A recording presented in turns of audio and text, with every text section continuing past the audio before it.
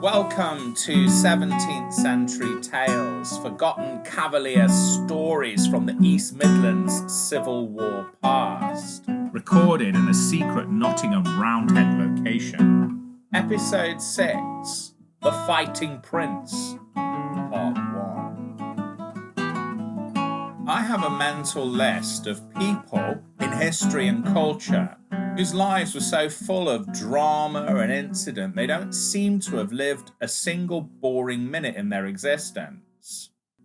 So far, my top 5 include Alexander the Great, the Victorian explorer Sir Richard Francis Burton, the filmmakers Werner Herzog and Richard Stanley, and the subject of this episode. If you go down Stodman Street in Newark, you'll come across a beautiful old Tudor pub called the Prince Rupert that does or used to do some really nice Moroccan meatballs and couscous. And the reason the pub is called the Prince Rupert is because it's named after the military saviour of the town in the Second Siege and the Civil War's most celebrated cavalier soldier, Prince Rupert of the Rhine, who was this fascinating mix of incredible bravery and honour and utter merciless ruthlessness and intelligence and stupidity and innovation and backwards thinking. Oh yeah, and he was the owner of the most famous pet dog in the whole of the 17th century. Prince Rupert was born in 1619. His mother was the English Princess Elizabeth, the daughter of King James I and sister to the future King Charles I. Rupert's father was German royalty, Frederick V, Elector of the Palatine. Prince Rupert didn't have time to enjoy the luxury of his birth and royal status because he was born 1 year into one of the most brutal and bloody wars in European history, the 30 Years' War. Although they didn't call it the 30 Years' War at the time because they had no idea it was going to last that long. The 30 Years' War started in 1618 as a conflict between Protestants and Catholics.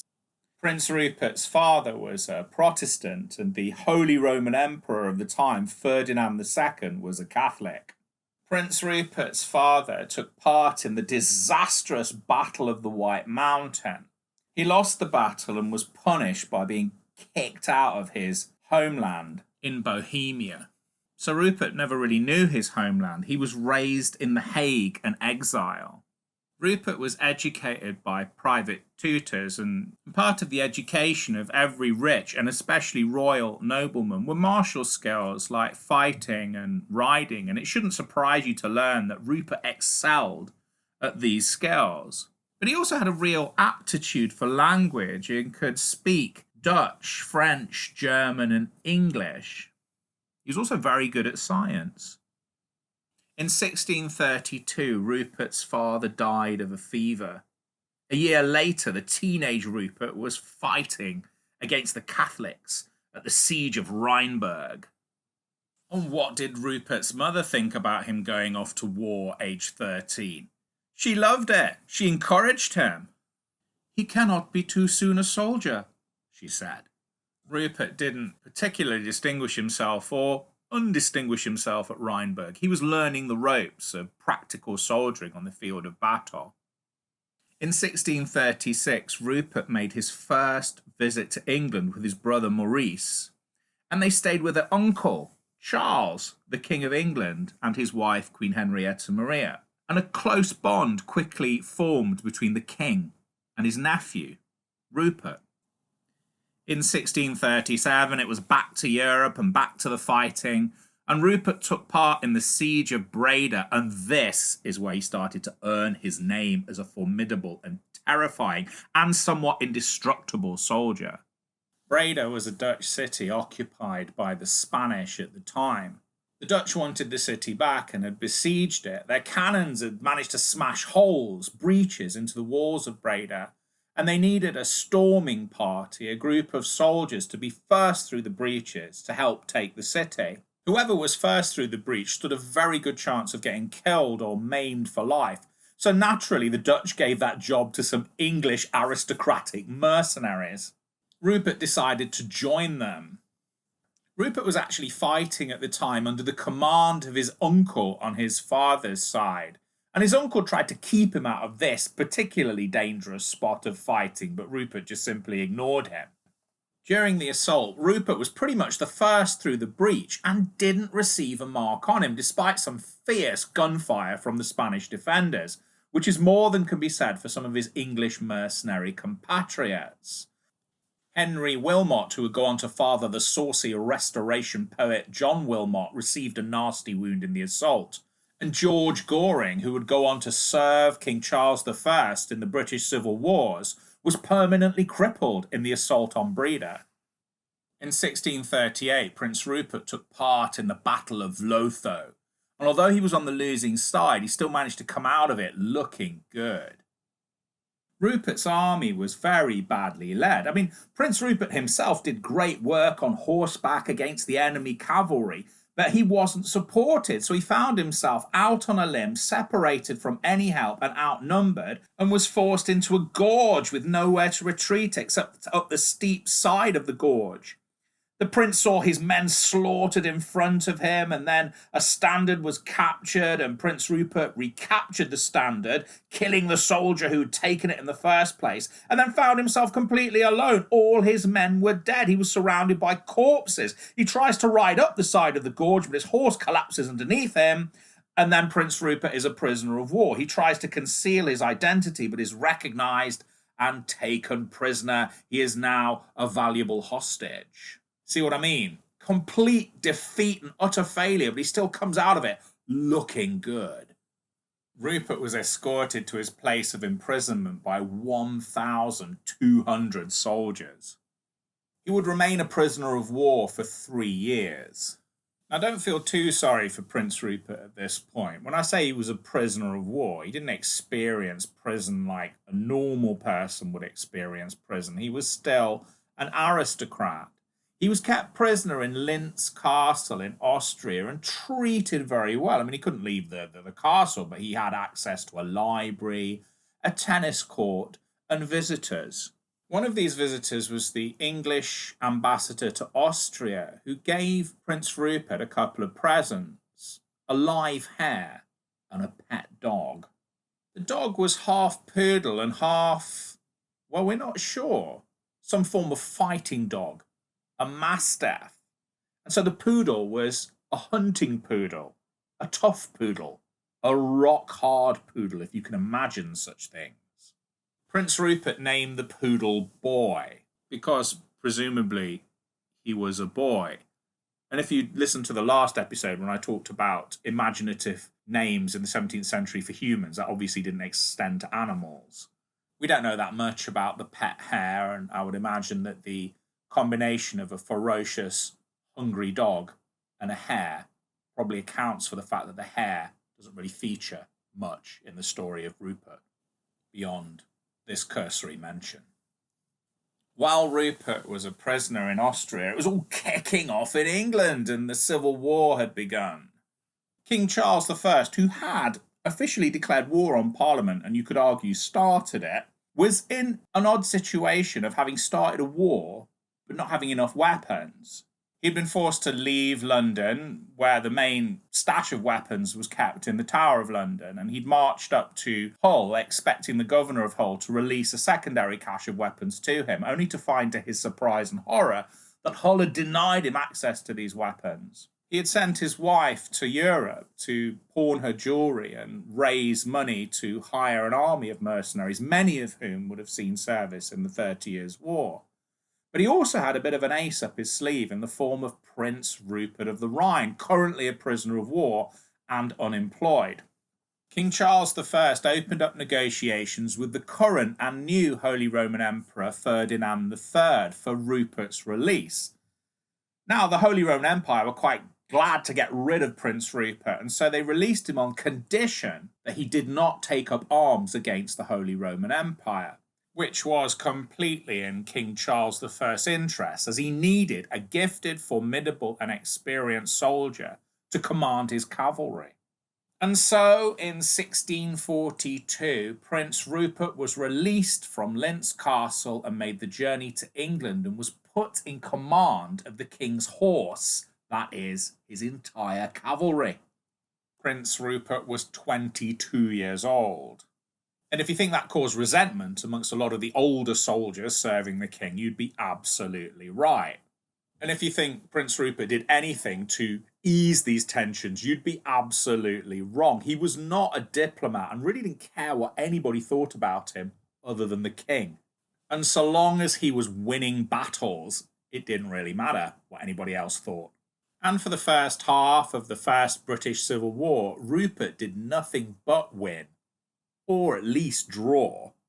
And even when he drew, he looked pretty good doing it. Prince Rupert's qualities as an individual soldier were obvious, but what he brought to the table as a commanding officer were innovative cavalry tactics invented by the Swedish, imported from Europe to the English battlefield. Let me explain.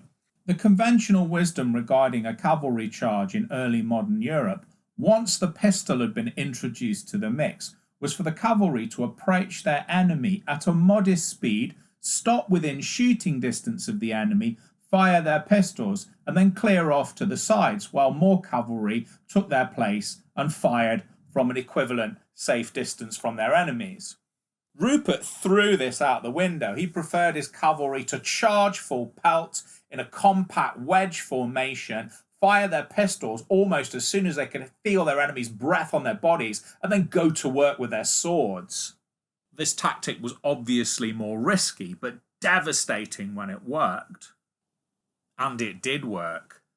Prince Rupert gave the king one of his first victories in September 1642 when his cavalry decimated Roundhead cavalry in a glorified skirmish that was bumped up to battle status at Powick Bridge. The first real battle of the Civil War took place a month later in Warwickshire. It was called the Battle of Edge Hill. This was the battle that both sides believed was going to end the war one way or the other. Obviously it didn't. The Battle of Edge Hill was a bit of an inconclusive, disorganised mess, to be honest with you, best typified by the attempts of a disgruntled Roundhead called Faithful Fortescue to change sides. He had arranged to change sides, passing on messages to Prince Rupert. But when it came to change sides during the battle, these messages hadn't been properly passed on, and Faithful Fortescue saw 18 of his men shot dead by Prince Rupert's men before the error was realised. But despite the battle being a draw, Prince Rupert distinguished himself and ended up looking pretty good. His contribution, a devastating cavalry charge against the enemy horse, was one of the positives the Cavaliers could take away from the battle. But what happened immediately after Prince Rupert's cavalry charge would expose a serious flaw in Rupert's tactics and leadership that would come back and bite him in the flanks later on in the war. The flaw was this. Rupert tended to have one good, serious cavalry charge in him per battle. Rupert's cavalry, once they'd chased the Roundhead cavalry from the field, just carried on chasing them and rode away from the battle. And then Rupert's cavalry diverted themselves by looting the Roundhead baggage train. And while they were doing this, back on the battlefield, the Roundhead infantry were doing rather well and managed to capture the king's colours. When what might have stopped them was, let me think, the presence of cavalry on the battlefield to chase them away. Rupert did eventually return to the battlefield and did manage to recapture the king's colours, but he came back too late to deliver the king the victory he could have had. Present at the battlefield was an unknown cavalry officer called Oliver Cromwell, who was making his own mental notes about the pros and cons of Prince Rupert of the Rhine's cavalry tactics and leadership. One of the problems that Rupert faced that wasn't of his own making was that his uncle, the king, who clearly regarded him with an enormous amount of respect and affection, didn't always listen to Rupert's military advice, often when it was in the king's own interest to do so. An early example of this is what happened directly after Edge Hill. Rupert wanted to march directly to London with a small force of soldiers and capture key parliamentarian figures and keep them prisoner until the king arrived with an army. Other leading Roundhead officers opposed Rupert's plan and advised a more cautious path for the king to follow. The king chose caution, and then he didn't, eventually agreeing to march on London. But it was too late. The king's delay and indecisiveness was one of the factors that allowed the Roundheads to regroup and meet the Royalists at Turnham Green and block them from entering London. There is a credible school of thought that says if Rupert had had his way, the king might have won the Civil War. But let's just play devil's advocate for a moment and look at this from the point of view of Rupert's critics within the court of King Charles I. Rupert was arrogant, and he was quite happy to tell people who were older than him not only that they were wrong, but he thought they were idiots. There was also a fear of Rupert amongst the Roundheads and Cavaliers that he could go too far and was a bit of a maniac and might massacre a town or burn down London in prosecuting his plan. This was unfair and fair at the same time. Rupert was a veteran of the 30 Years' Wars, wars typified by horrendous massacres and atrocities committed against civilian populations. And the rules of warfare that Rupert brought with him from the continent were brutal in the extreme. And there was the incident of Leicester. Almost as soon as Prince Rupert had set foot on English soil during the Civil Wars, he had demanded money from Leicester to help the king in his war effort, and threatened Leicester, albeit very eloquently, with destruction if they didn't cough up. I mean, Leicester ended up fighting for Parliament. Now, that may have been a foregone conclusion, but Rupert certainly didn't help his uncle's cause when he threatened Leicester. And he would visit terrible retribution on Leicester later on in the war. But Rupert could be phenomenally honourable when he wanted to be, as his exemplary conduct at Newark would display. In 1643, Rupert swept through the southwest, further adding to his reputation as a soldier to be respected and feared in equal measure. His greatest achievement in that part of the country was to capture Bristol. It was a bloody fight which involved, and if you really like horses, I'll just stick your fingers in your ears for the next few seconds, his horse being shot through the eyeball and dying underneath him, and then Rupert fighting his way toward Bristol on foot, mounting a spare horse and eventually capturing the town for the king. There were lots of other victories in that period of the Civil War, but we're going to skip over them and get to Newark, the prince's crowning military achievement during the British Civil Wars, and perhaps his entire career. But before we do, I'd just like to say that it wasn't all about killing for Prince Rupert of the Rhine. In between bouts of fighting, he would relax and enjoy himself in the company of his pet dog Boy on some ally's estate. And what would Prince Rupert do for fun when he wasn't killing people? He would kill animals. He would go hunting stag, and this is an indication of how tough this poodle was. Rupert would shoot a stag and deliberately wound it, and if you like deer, I'd stick your fingers in your ears for this bit. He would sick the dog. He would unleash the royal poodle Boy on the wounded stag, and Boy would bring the stag down with his royal gnashers. That's how hard that dog was. And if you will permit another digression, Boy and Rupert were linked in the public imagination, especially the Roundhead imagination, in quite sinister ways. Prince Rupert, as I have adequately illustrated, was a ferocious fighter with an almost uninterrupted winning streak on English soil, who had an almost supernatural capacity to be in the thick of fighting and not receive a scratch on him. Well, the Roundheads didn't see it as almost supernatural. They saw it as actually supernatural. Well, the Puritan Roundheads seemed to. And they wrote a pamphlet about Rupert and his dog.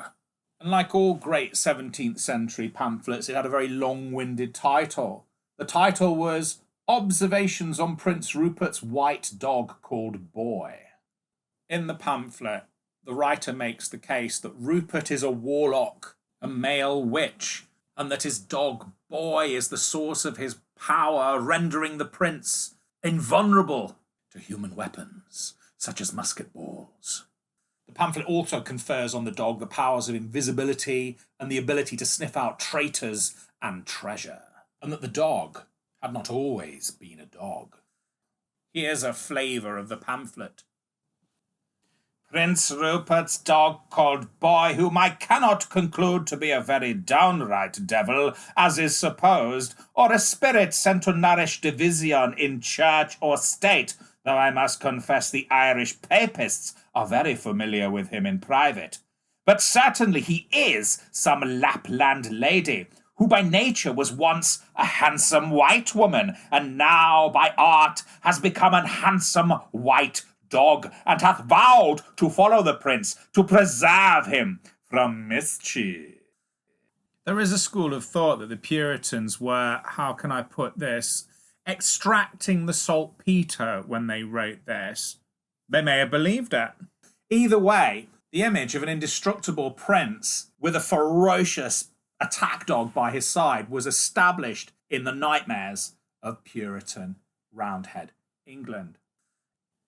And now it's time for the main event of part 1 of Prince Rupert, the Fighting Prince. Rupert's relief of Newark, the apex of his military achievements in England during the Civil War. As I am certain that you must be aware, unless this is your first podcast in this series, Newark was the most contested and fought over town in the East Midlands. And this was because of 2 important roads that connected the north and south of England that passed through Newark. So whoever possessed Newark exerted a degree of control over the roads. Newark had been besieged once to little effect in 1643.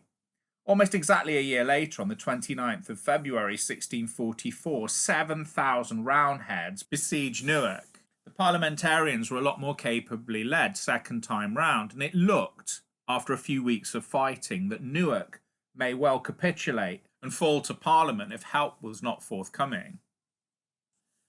Prince Rupert was in Chester when he received orders from the king to relieve Newark. Immediately the prince set off and gathered soldiers as he went, recruiting capable men from every sympathetic town that he stopped off in on the route to Newark. In total he managed to muster a force of 6,400. Prince Rupert marched his men hard. He refused to let his soldiers rest. He took the 6,400 across country, avoiding all of the prominent roads, wanting to surprise the Roundheads. On the morning of the 21st of March 1644, Rupert arrived at Bridgenorth. He'd marched his men all night from Bingham. It was a bright, moonlit evening. Rupert, with a detachment of cavalry, had gone ahead of his main force. By morning, he positioned himself on the high ground of Beacon Hill, overlooking Newark. Now, Beacon Hill was the only hill in the largely flat Newark, and by rights it should have had Roundhead lookouts posted on top of it. And what makes this act of military negligence all the more extraordinary is that the commander of the Roundhead forces, Sir John Meldrum, had a good idea that Rupert was coming to relieve Newark, but he didn't think that Rupert could get from Chester to Newark as quickly as he did. It was a fatal error. Sir John Meldrum had just conceded the ideal ground to give Rupert the opportunity to do what he did better than anybody at that point in the war: launch a devastating cavalry charge. And that's what he did. And the amazing thing is he didn't even wait for the majority of his soldiers to join him. He just launched the charge with what he had at hand. But not before he had uttered these words: "Courage! Let's charge on God's name with the horse we have and engage them till our rear and foot be marched up to us." That's probably not remotely what he sounded like. There was probably a little bit of quite a lot of a bit of a German accent in there. But you get the general idea. The charge was predictably, spectacularly devastating. The Roundhead cavalry opposing Rupert at the bottom of Beacon Hill were demolished. Rupert's men eventually caught up with him, and there was a coordinated attack that pushed the Roundheads back towards and over the River Trent. And then the Roundheads surrendered.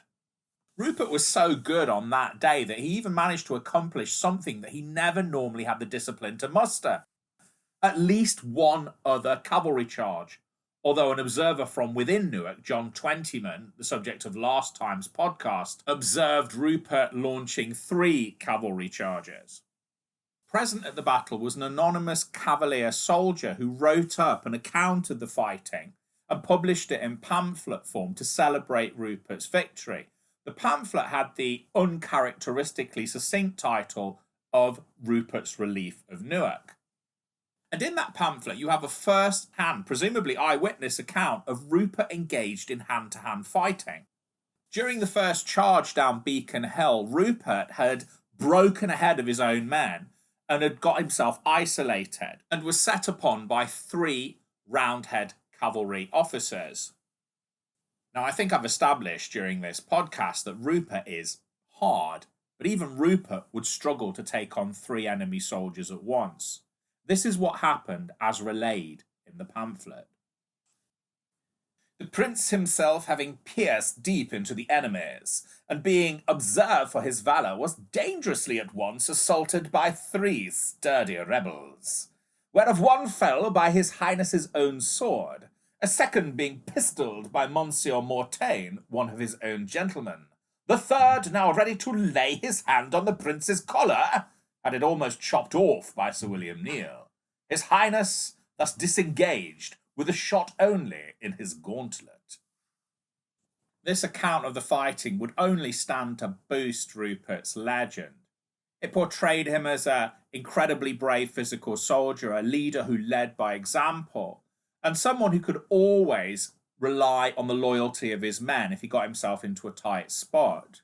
And there was the detail about the pistol ball narrowly missing his hand and tearing his gauntlet, which could only add to the myth of Prince Rupert's indestructibility on the battlefield. The pamphlet is also a good example of the way in which 17th century writers would use the most polite language to describe something that was really rather horrible.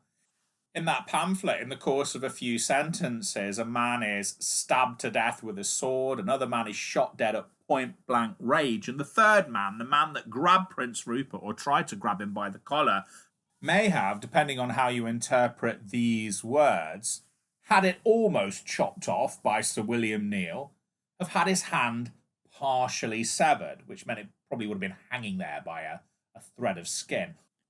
Grisly.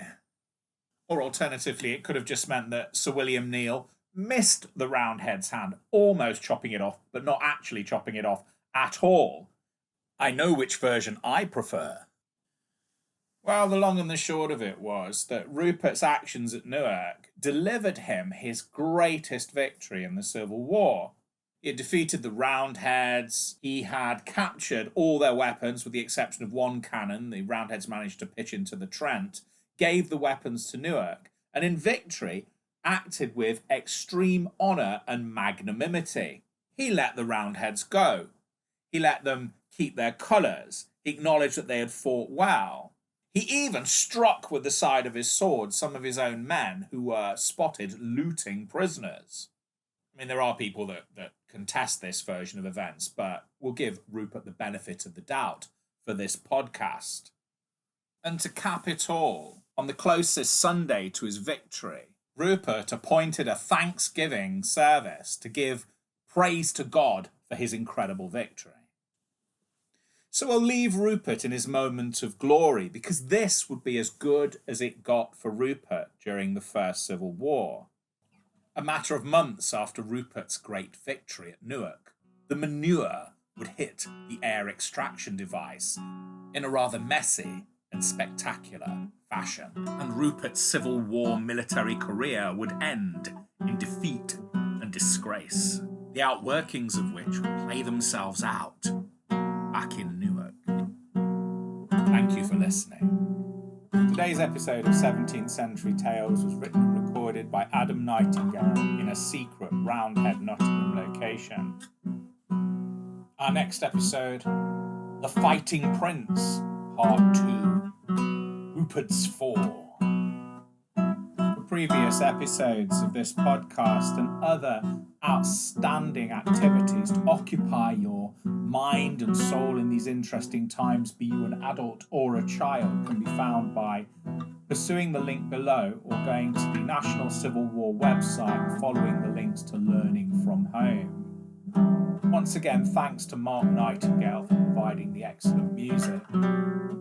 See you next time, and stay safe.